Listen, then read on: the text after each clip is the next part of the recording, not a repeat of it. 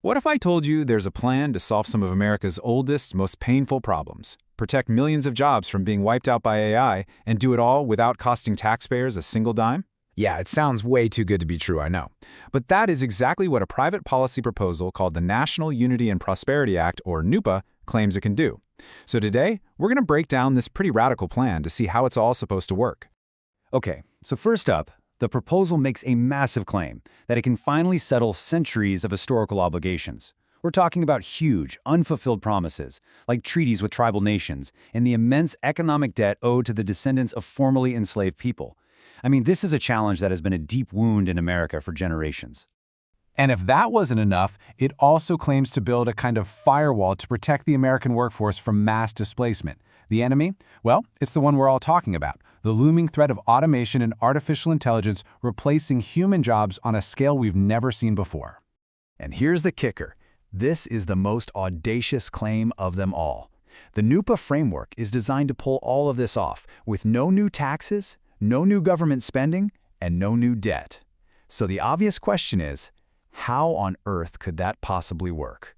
Well, according to the source documents, the answer is the National Unity and Prosperity Act. The core idea is to take a massive, underutilized federal asset, in this case public land, and basically flip a switch, turning it into a self-funding engine for new wealth, new jobs, and restitution. The key to this entire proposal is a concept the architect calls dead capital. So where's the money coming from? This is what makes the plan so different. It's not about taxes or spending. Instead, it would license up to 10% of land that's managed by the Bureau of Land Management, the agency that oversees these vast stretches of public land. But it specifically targets dormant parcels, land that the architect says is currently generating $0 in federal revenue. The plan is literally to wake up a sleeping economic giant. All right, so let's get into the mechanics. How does this NUPA engine actually run? Well, it really comes down to three core functions: establishing sovereignty, distributing money, and protecting jobs. The absolute foundation of this whole thing is what the architect calls the sovereign key. Under this plan, tribal nations would be put in the driver's seat as the primary gatekeepers. Now, this is a huge deal because historically their sovereignty over land has often been ignored. They would get absolute veto power over any commercial project on these lands. Without their formal written consent, their sovereign opt-in, nothing happens, period. It puts them in a position of ultimate authority. So, let's follow the money. Once a project gets the green light, where do the revenues from corporate ground leases go? The proposal lays out a really strict 40-40-20 split. 40% goes directly to participating tribal nations as what's called a sovereign royalty. Another 40% is paid out as a beneficiary dividend to verified descendants of the formerly enslaved. And the final 20%? That gets reinvested right back into the system to cover operations and fuel future growth.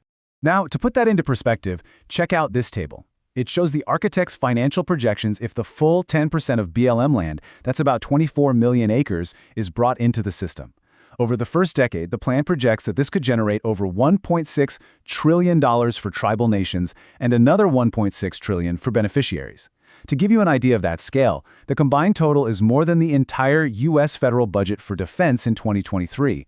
We are talking about an absolutely immense transfer of wealth. Okay, so what about the jobs part of this?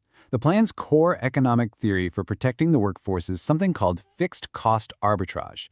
It's really just a fancy way of saying it's a strategy to make human labor more financially competitive against robots.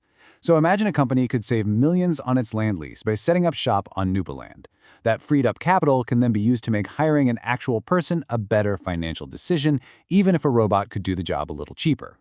And this isn't just a suggestion. The proposal includes a hard and fast rule to enforce it. Any company leasing land under the NUPA framework would be required to follow one simple mandate. If the life cycle cost of a human employee is within 10% of an automated alternative, you must hire the person. It's a direct, market-based incentive to keep human workers on the job. Now, creating a system like this is one thing, but making sure it lasts is something else entirely. I mean, a plan this big is bound to have enemies, right? So how do you stop a future politician from just tearing it all down? Well, the architect built in a legal framework designed to make NUPA permanent and immune to political changes. It's designed to be a one-way street. to get it passed in the first place, the architect presents Congress with what's described as a technical checkmate. It's basically an ultimatum. Door A is to pass NUPA, settle these historical debts using dormant land at no cost to taxpayers. Door B, according to the documents, is to refuse and then face a massive lawsuit under the Tucker Act for the compounded value of unfulfilled promises dating all the way back to 1865. The argument is that doing nothing would be fiscally catastrophic. The primary legal shield here is the Fifth Amendment. See, once the land licenses are transferred into the system's community land trusts, they legally become what's called vested private property interests. According to the architect, this means any attempt by the government to take them back would trigger the just compensation clause, making it so prohibitively expensive to dismantle that no one would dare try. And here's the final fail-safe, the poison pill. If any future government body tries to interfere with the system anyway, that action would be legally categorized as a state-induced market failure. And what that does is shift the full financial liability for all commercial damages, we're talking potentially trillions of dollars, directly onto the specific government office that caused the mess. It is a massive deterrent. So if all of this, every single piece, actually worked as designed, what's the end game? What does the architect claim the ultimate result would be? Well, the proposal goes way beyond just economics. It outlines a vision for a complete transformation of society. The source documents actually list 10 world-changing achievements that NUPA would supposedly deliver. And we are not talking about small tweaks here. The claims include things like ending resource wars, creating that permanent firewall against AI job loss, vaporizing government overreach, and get this, even triggering a national NUPA baby boom by removing the financial fears that stop people from starting families. The sheer ambition is just breathtaking. So you're probably wondering, what's in it for the person who designed all of this? Well, the proposal includes a perpetual 1% framework usage fee. But here's the critical part. This fee would be paid out of the private corporate ground lease revenues the system generates, not by taxpayers. The architect's compensation is tied completely to the success of the framework. If the system doesn't create new value, the architect doesn't get paid. Simple as that. Which brings us to the big final question. The NUPA proposal promises to settle deep historical debts, protect millions of American jobs from AI, and do it all at zero cost to the taxpayer, locked in forever by an ironclad legal structure. It's presented as this complete plug-and-play engine for national renewal. So, is this a feasible blueprint for the future? Or is it a fantastically complex legal and economic theory that just looks good on paper? That's really the question at the heart of this entire thing.